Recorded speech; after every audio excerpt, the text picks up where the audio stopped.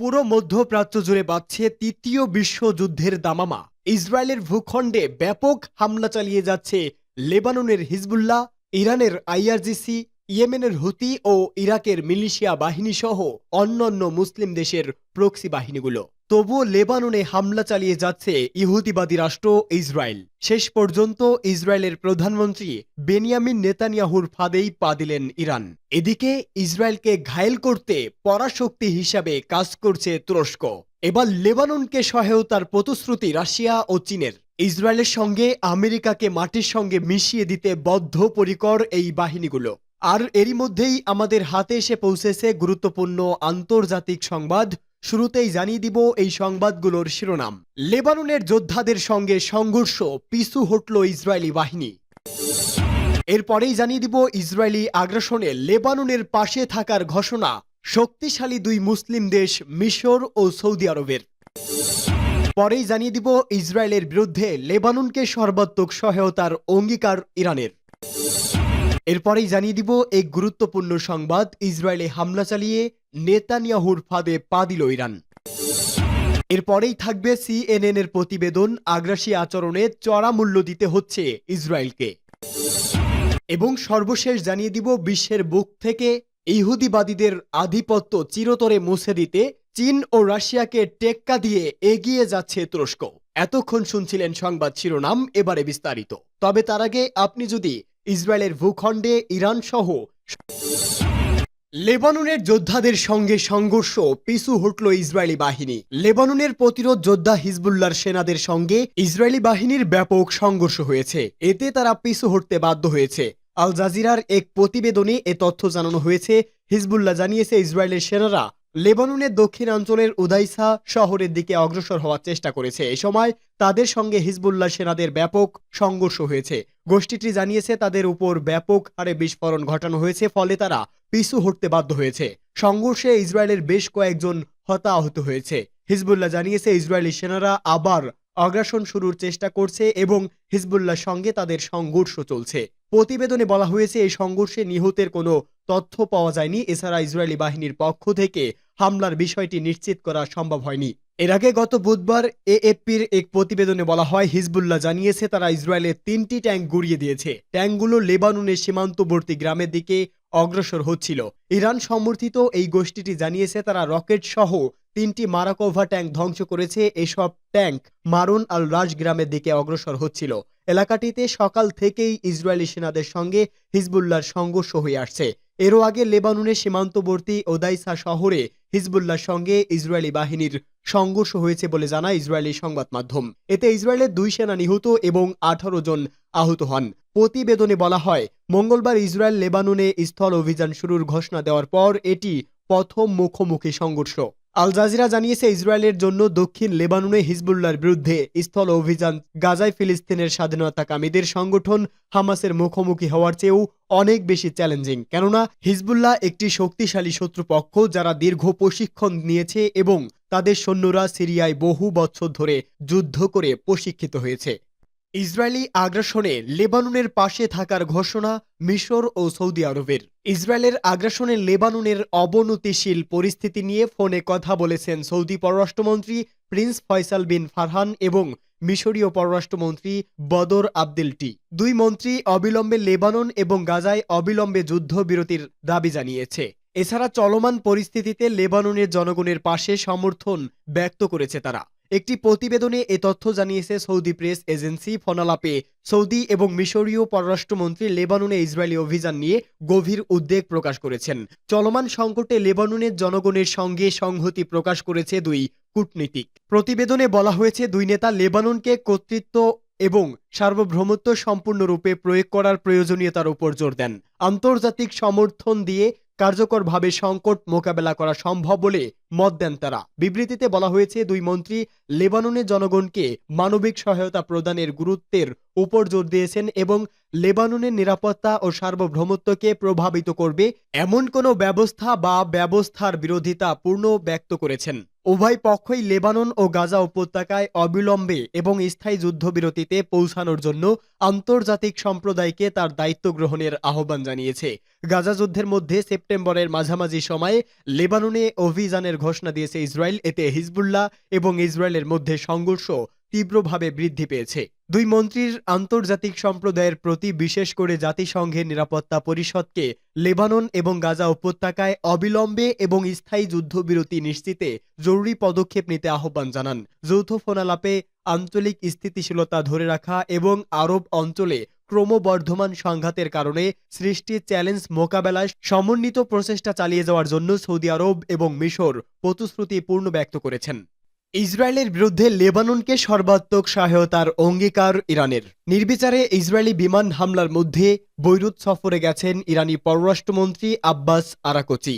বৈরুতে Lebanon সংসদের speaker নাবি বৈরির সঙ্গে বৈঠক করেন ওই কূটনৈতিক। মেহর নিউজ এজেন্সি জানিয়েছে, হিজবুল্লাহ নেতা হাসান নাসরুল্লাহ এবং অন্যান্য শীর্ষ নেতার মৃত্যুতে সমবেদনা জানাতে মূলত বৈরুতে গেছেন আরাকচি। এছাড়া ইসরায়েলের বিরুদ্ধে প্রতিরোধে লেবাননকে সর্বাত্মক সহায়তার অঙ্গীকার পূর্ণ ব্যক্ত করেন। লেবানন সংসদের স্পিকার নাবি ইরান সমর্থিত হিজবুল্লাহর গোষ্ঠীর মিত্র হিসাবে বিবেচিত।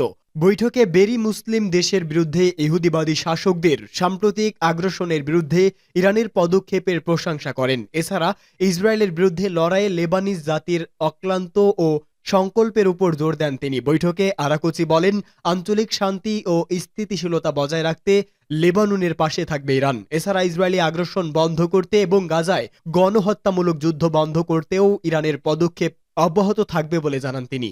ইরানের শীর্ষ কূটনৈতিক ইসরায়েলের উপর চাপ সৃষ্টি করতে ইসলামী দেশগুলোকে আরও গঠনমূলক ভূমিকা পালনের আহ্বান জানিয়েছে। আরাকচি আরও বলেন, লেবানন এবং অন্যান্য ইসলামিক দেশগুলোর আঞ্চলিক অখণ্ডতা ও সার্বভৌমত্বকে ক্ষুণ্ণ করা থেকে বিরত থাকার জন্য ইসলামিক ও আরব দেশের নৈতিক, ইসলামী ও আইনগত বাধ্যবাধকতা রয়েছে।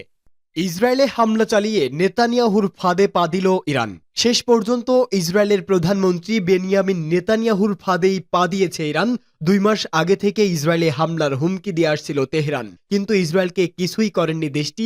উল্টো ইরানের নীরবতার সুযোগে লেবাননে প্রতিরোধ যোদ্ধাদের প্রধান হাসান নাসরুল্লাহকে হত্যা করে ইসরায়েল। এবার আর চুপ করে বসে থাকতে পারেননি ইরানের সর্বোচ্চ ধর্মীয় নেতা আয়াতুল্লাহ উজামা খামেনি। গেল এপ্রিলের পর 1 অক্টোবর কয়েক মাসের ব্যবধানে দ্বিতীয়বারের মতো ইরানের মাটি থেকে ইসরায়েলে হামলা চালানো হয়। মঙ্গলবারের ওই হামলায় প্রায় 200টি ক্ষেপণাস্ত্র ছুড়ে ইরান। বলা হচ্ছে বেশিরভাগই সাফল্য পেয়েছে দেশটি, কিন্তু ইসরায়েল আগে থেকেই এমন হামলার জন্য প্রস্তুত ছিল বলা হয়। এই হামলা ইসরায়েলের জন্য পোয়াবারও হয়েছে। প্রথমে যোগাযোগের ডিভাইস বিস্ফোরণ ঘটিয়ে লেবাননকে অস্থির করে তোলে ইসরায়েল। তারপর লেবাননের প্রতিরোধ যোদ্ধাদের সদর দপ্তর লক্ষ্য করে হামলা চালানো হয়। বৈরুতের দক্ষিণাঞ্চলীয় শহরতলি এলাকায় একটি আবাসিক ভবনের নিচে আন্ডারগ্রাউন্ডে ছিল ওই সদর দপ্তর। সেখানে বাংকার ব্লাস্টার বোমা ফেলে গুড়িয়ে দেওয়া হয়। নিহত হন লেবাননের প্রতিরোধ যোদ্ধাদের প্রধান হাসান নাসরুল্লাহ। অল্পের জন্য বেঁচে যান গ্রুপটির শীর্ষ কয়েকজন নেতা। এরপর পাল্টা জবাবে ইসরায়েলে হামলা করে বসেন ইরান। হামলা করা হয় লেবানন, ইরাক ও ইয়েমেন থেকেও। চতুর্দিক থেকে চালানো হামলায় বেশ ভালোভাবেই সামাল দিয়েছে ইসরায়েল, কিন্তু এই অঞ্চলে সংঘাত ছড়িয়ে পড়ার পরিস্থিতি সৃষ্টি হয়েছে। ইসরায়েলও কড়া জবাব দেওয়ার হুঁশিয়ারি দিয়েছে। বিশ্লেষকরা বলছে, বল এখন ইসরায়েলের কোর্টে। ইরানি হামলা চালানোর এমনই একটি উপলক্ষ খুঁজছিল ইসরায়েল। তেল আবিবকে সেই সুযোগ করে দিয়েছে তেহরান। শোনা যাচ্ছে ইরানের পরমাণু স্থাপনায় হামলা করতে চাইছে ইসরায়েল, তবে তাতে সম্মতি নেই যুক্তরাষ্ট্রের। বরং যুক্তরাষ্ট্র চায় ইরানের অর্থনীতির কোমর ভেঙে দিতে। সেক্ষেত্রে ইরানের গুরুত্বপূর্ণ তেল রপ্তানি টার্মিনাল লক্ষ্য করে হামলা চালাতে পারে ইসরায়েল। তবে যুক্তরাষ্ট্রের কথা নাও শুনতে পারে নেতানিয়াহু। ইরান গোপনে যেসব অঞ্চলে পরমাণু কর্মসূচি চালাচ্ছে সেগুলোকে টার্গেট করতে পারে ইসরায়েল। এতে এক ঢিলে 2 পাখি মারা যাবে। সামরিক শক্তিতে ইরান যেমন পিছিয়ে যাবে, তেমনটি অর্থনৈতিকভাবেও বড় ধাক্কা খাবে দেশটি। তাছাড়া পরমাণু কর্মসূচি ব্যর্থ হলে ইরান মধ্যপ্রাচ্যে ইসরায়েলের জন্য মোটেও হুমকির কারণ হবে না। এদিকে আগ্রাসী আচরণের চড়া মূল্য দিতে হচ্ছে ইসরায়েলকে। অবরুদ্ধ গাজায় দীর্ঘ প্রায় 1 বছরের হত্যাযজ্ঞ চলাকালে এবং ইসরায়েলের ক্রেডিট রেটিং পুনরায় কমানোর পরও সেপ্টেম্বরের শেষের দিকে ইসরায়েলি অর্থমন্ত্রী বেজালেল দাবি করেন যে অর্থনীতি চাপের মুখে থাকলেও এখনও স্থিতিশীল রয়েছে। তিনি বলেন, ইসরায়েল তার ইতিহাসের সবচেয়ে দীর্ঘ এবং ব্যয়বহুল যুদ্ধের বোঝা বহন করছে। এ বিষয়ে ইসরায়েলি কেন্দ্রীয় ব্যাংকের সাবেক গভর্নর কার্নিট সিএনএনকে বলেন, যুদ্ধ আরও তীব্র হলে তা অর্থনৈতিক কার্যকলাপ ও প্রবৃদ্ধির উপর আরও বেশি প্রভাব ফেলবে। চলমান এই যুদ্ধ গাজার পরিস্থিতিকে অর্থনৈতিক ও মানবিক দিক দিয়ে চরম সংকটে ফেলে দিয়েছে। ইসরায়েলি আগ্রাসনের পরিপ্রেক্ষিতে ফিলিস্তিনের পশ্চিম তীরও দ্রুত অর্থনৈতিক পতনের মুখে রয়েছে। এদিকে হিজবুল্লাহর সঙ্গে সীমান্ত সংঘর্ষের কারণে লেবাননের অর্থনীতিও এবছর ৫% সংকুচিত হতে পারে বলে জানিয়েছে ফিস সলিউশন এর মালিকানাধীন বিএমআই নামক একটি বাজার গবেষণা প্রতিষ্ঠান। অন্যদিকে ইসরায়েলের কেন্দ্রীয় ব্যাংকের এক প্রতিবেদনে বলা হয়েছে, চলমান যুদ্ধের খরচ প্রায় ৬৬ বিলিয়ন ডলারে পৌঁছাতে পারে, যার মধ্যে সামরিক খরচ এবং উচ্ছেদ হওয়া ইসরায়েলি নাগরিকদের জন্য আবাসন খরচ অন্তর্ভুক্ত। আর এই খরচ ইসরায়েলের জিডিপির প্রায় ১২%। যদিও স্টোরিজ বলেছেন যে নেতানিয়াহু সরকার তার দেশের অর্থনীতি পুনরুদ্ধার করবে, তবে অর্থনীতিবিদরা উদ্বিগ্ন যে চলমান যুদ্ধের ক্ষয়ক্ষতি দীর্ঘস্থায়ী হবে। এ বিষয়ে ইসরায়েলের সাবেক গভর্নর, যুদ্ধের জন্য বিনিয়োগ কমানো হলে প্রবৃদ্ধি আরও বৃদ্ধি পেতে পারে। এদিকে তেল আবিব বিশ্ববিদ্যালয়ের জাতীয় নিরাপত্তা অধ্যয়ন ইনস্টিটিউটের এক গবেষণায় বলা হয়, যদি ইসরায়েল সরকার গাজা ও লেবানন থেকে তার বাহিনী সম্পূর্ণ প্রত্যাহার করে নেয়, তাহলে দেশের অর্থনীতি আরও দুর্বল অবস্থানে পৌঁছাবে। এদিকে গাজা ও লেবাননে চলমান যুদ্ধের কারণে প্রযুক্তি, কৃষি, নির্মাণ এবং পর্যটন খাত ব্যাপকভাবে ক্ষতিগ্রস্ত হয়েছে। সূত্র আল মায়াদিন। চীন রাশিয়াকে টেক্কা দিয়ে যাচ্ছে বিশ্বের অন্যতম মুসলিম দেশ তুরস্ক। বিশ্বের অন্যতম পরাশক্তি রাশিয়া ও চীনকে টেক্কা দিতে চায় তুরস্ক। এজন্য আফ্রিকার বিভিন্ন দেশে প্রভাব বিস্তার করতে মরিয়া প্রেসিডেন্ট রিসেপ তাইয়েপ এরদোয়ান। তবে মহাদেশটিতে চীন ও রাশিয়ার শক্তিশালী উপস্থিতি থাকার কারণে তুরস্কের জন্য কাজটি কঠিন হয়ে দাঁড়িয়েছে।